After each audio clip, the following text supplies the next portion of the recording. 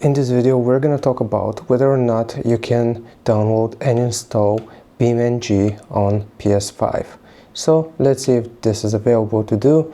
We will go into the PlayStation Store, then we are just going to use the search bar, and here we want to search for BeamNG,